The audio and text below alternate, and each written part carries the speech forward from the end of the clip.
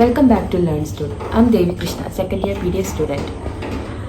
Okay, എല്ലാവർക്കും anatomy ഭയങ്കര tough subject ആയിരിക്കും. അത് ടഫ് ആകാനുള്ള രണ്ട് റീസൺസാണ്. ഒന്നാമത്തെ റീസൺ എന്ന് പറയുന്നത് കറക്റ്റായിട്ട് മനസ്സിലാവാതെ പഠിക്കുക. മീൻസ് അതിൻ്റെ ബൗണ്ടറീസും കണ്ടൻസും ഒക്കെ മനസ്സിലാക്കാതെ പഠിച്ചു വെച്ച് കഴിഞ്ഞാൽ നമുക്ക് എഴുതാൻ പറ്റത്തില്ല.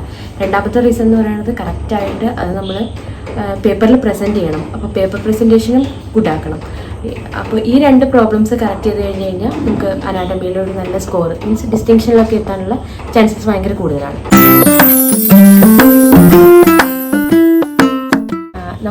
നമ്മൾ പഠിക്കുന്ന അനാട്ടമി എന്ന് പറയുമ്പോൾ മറ്റുള്ള സബ്ജക്റ്റിനെ വെച്ച് നോക്കുമ്പോൾ അനാട്ടമീനെ തന്നെ സബ്ഡിവൈഡ് ചെയ്ത് ഒരു 6 സബ്ജക്റ്റാക്കി മാറ്റിയേക്കാണ്. അപ്പോൾ നമ്മൾ അനാട്ടമി പഠിക്കാൻ തുടങ്ങുമ്പോൾ ഈ 6 സബ്ജക്റ്റ് ഏതൊക്കെയാണെന്നും അതിൻ്റെ ഏതൊക്കെ റിസോഴ്സസ് വേണമെന്ന് അറിയണം. അപ്പോൾ നമുക്ക് ആദ്യം റിസോഴ്സസിനെ പറ്റി സംസാരിക്കാം. നമ്മൾ ഗ്രോസും ന്യൂറോയും ഒക്കെ നമുക്ക് തിയറിക്ക് വേണ്ടി BDC യൂസ് ചെയ്യുന്നതായിരിക്കും ബെറ്റർ. നമ്മൾ അതിൻ്റെ ഡയഗ്രം എടുക്കുന്നത് വിശ്രാം സിംഗിൽ നിന്ന് എടുക്കാം. പിന്നെ നമുക്ക് സെക്കൻഡ് പാർട്ടായിട്ട് വരുന്ന ഓസ്റ്റിയോളജി എന്ന് പറയുമ്പോൾ ഓസ്റ്റിയോളജി ഫറൂഖിൽ നിന്ന് പഠിക്കുന്നതായിരിക്കും ബെറ്റർ. പിന്നെ ഹിസ്റ്റോളജി എന്ന് പറയുമ്പോൾ നമുക്ക് ക്ലാസ് നോട്ട്സും ആ സ്ലൈഡ് നമ്മുടെ റെക്കോർഡിലൊക്കെ വരയ്ക്കുന്ന മൈക്രോബയോളജിയുടെ സ്ലൈഡും യൂസ് ചെയ്ത് പഠിക്കുക. പിന്നെ നാലാമത്തേന്ന് പറയുമ്പോൾ നമുക്ക് ജെനറ്റിക്സ് ആണ്. ജെനറ്റിക്സും ക്ലാസ് നോട്ട് തന്നെയാണ് ധാരാളം. കാരണം നമുക്ക് ആകെപ്പാടെ കുറച്ച് സിൻഡ്രോമും കാരിയോടൈപ്പിംഗ് അങ്ങനത്തെ കുഞ്ഞു കുഞ്ഞു ടോപ്പിക്സ് അല്ലേ പഠിക്കാനുള്ളൂ. അപ്പോൾ അത് ക്ലാസ് നോട്ടിൽ നിന്ന് തന്നെ എടുക്കുക.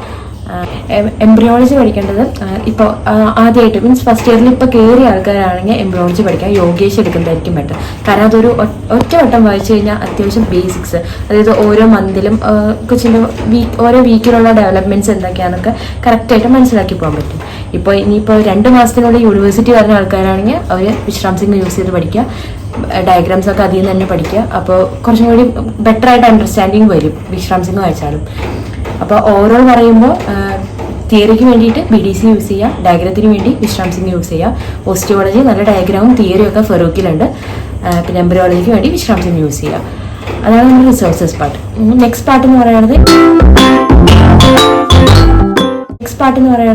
പറയുന്നത് ഇതെങ്ങനെയാണ് പഠിക്കുകയാണ്, ഹൗ ടു സ്റ്റഡി. മീൻസ് ഈ എല്ലാ പിള്ളേരും ചെയ്യുന്ന ഒരു കോമൺ മിസ്റ്റേക്ക് എന്താണെന്ന് വെച്ചാൽ ഫസ്റ്റ് തിയറി വായിക്കും. മീൻസ് തിയറി എടുത്ത് വെച്ചിരുന്ന് വായിക്കും. പക്ഷെ അതുകൊണ്ട് നമുക്ക് എന്താ പറയുക ക്യാച്ച് ചെയ്യാൻ പറ്റത്തില്ല. അപ്പോൾ നമ്മൾ എപ്പോഴും പഠിക്കാൻ എടുക്കുമ്പോൾ ഫസ്റ്റ് തന്നെ നമ്മൾ ഡയഗ്രാം വരയ്ക്കാം. എന്താണെങ്കിലും ഇപ്പോൾ ലാരിങ്സ് ആണെങ്കിലും ടങ് ആണെങ്കിലും ഓരോരോ പാട്ട് പഠിക്കുമ്പോൾ അതിനെപ്പറ്റി ഒരു ഡയഗ്രാം ഉണ്ടാക്കി പഠിക്കുക. അപ്പോൾ നമ്മൾ ആ ഡയഗ്രാം വരച്ചാൽ തന്നെ നമുക്ക് മാർക്ക് കിട്ടുകയും ചെയ്യും, നമ്മൾ സ്കോർ ഇമ്പ്രൂവ് ആവും. ഈ ഡയഗ്രത്തിൽ തന്നെ അടയാളപ്പെടുത്തി പെർഫെക്റ്റ് ആയിട്ട് ഡയഗ്രാം പഠിച്ചു വയ്ക്കുക. അങ്ങനെ നല്ല മാർക്ക് മേടിക്കാൻ പറ്റും. ഇനി നല്ല നെക്സ്റ്റ് പാർട്ട് എന്ന് പറയുന്നത് ഹൗ ടു സ്കോർ ആണ്. അപ്പോൾ സ്കോർ ചെയ്യാൻ നമ്പർ 1 വേ എന്ന് പറയുന്നത് ഡയഗ്രാം.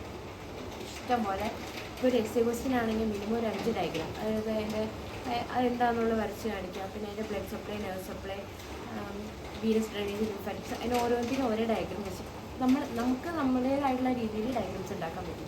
വിശ്രാം സിംഗിന് ഓൾമോസ്റ്റ് എല്ലാ ഡയഗ്രാംസും ഉണ്ട്. അത് റെഫർ ചെയ്താൽ ബെറ്റർ ആയിരിക്കും. രണ്ടാമത്തെ കാര്യം എന്ന് പറയുന്നത് ഡയഗ്രാം. രണ്ടാമത്തെ കാര്യം എന്ന് പറയുന്നത് അണ്ടർലൈൻ ചെയ്യാം. അതായത് ഇമ്പോർട്ടൻ്റ് ആയിട്ടുള്ള ചില റിലേഷൻസ് ഒക്കെ ഉണ്ട്. ചില നെർവിൻ്റെ റിലേഷൻഷിപ്സ് ഒക്കെ കറക്റ്റായിട്ട് അണ്ടർലൈൻ ചെയ്യും. റെഡ് പെൻ വെച്ച് അണ്ടർലൈൻ ചെയ്ത് കഴിഞ്ഞാൽ എക്സാമിനർക്ക് പെട്ടെന്ന് ക്യാച്ച് ചെയ്യാൻ പറ്റും.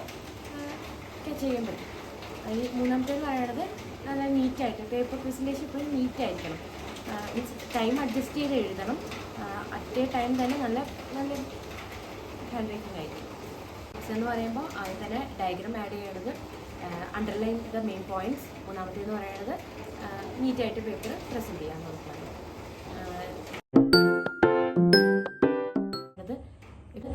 എപ്പോഴും ഫോളോ ചെയ്യുന്ന സിലബസ് ആയിരിക്കണം. നമ്മുടെ സിലബസിൽ നിന്ന് എല്ലാ ഭാഗവും നന്നായിട്ട് തറവായിട്ട് അണ്ടർസ്റ്റാൻഡ് ആയിരിക്കണം. കാരണം യൂണിവേഴ്സിറ്റി ക്വസ്റ്റ്യൻ പേപ്പർ സിലബസിൻ്റെ ഏത് പാർട്ടിയിൽ നിന്ന് വേണമെങ്കിലും വരാം. അപ്പോൾ നമുക്ക് ആ സമയത്ത് അറ്റ്ലീസ്റ്റ് ഒരു 5 പോയിൻറ്റ്സ് എങ്കിലും എഴുതാൻ പറ്റണം ഒരു ക്വസ്റ്റ്യനെ പറ്റി. അപ്പോൾ അങ്ങനെ പഠിച്ചു വെക്കണം.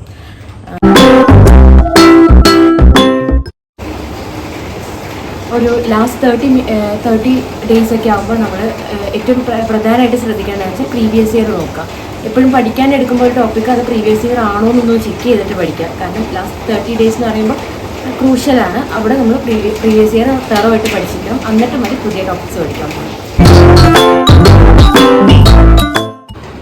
തിയറി ഒക്കെ സെറ്റായി കഴിഞ്ഞ് കഴിഞ്ഞാൽ നെക്സ്റ്റ് ചെയ്യേണ്ടത് പ്രാക്ടിക്കൽസിനെ ഒട്ടും ചെറുതായിട്ട് കാണരുത്. അത്യാവശ്യം നന്നായിട്ട് സ്പോർട്ടേഴ്സൊക്കെ പഠിക്കുക, ഡിസ്കഷനൊക്കെ പറയാൻ നന്നായിട്ട് പെർഫോം ചെയ്യാൻ പറ്റുന്ന രീതിയിലാക്കി വയ്ക്കുക.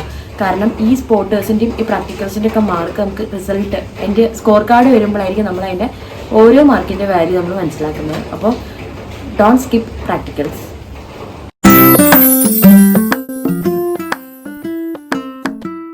That's all about anatomy. ഇപ്പോൾ എന്തെങ്കിലും ഡൗട്ട്സ് ഉണ്ടെങ്കിൽ ഫസ്റ്റ് ഇയറിനെ റിഗാർഡ് ചെയ്ത് എന്തെങ്കിലും ഡൗട്ട്സ് ഉണ്ടെങ്കിൽ കമൻറ്റ് സെക്ഷനിൽ ചോദിക്കാം.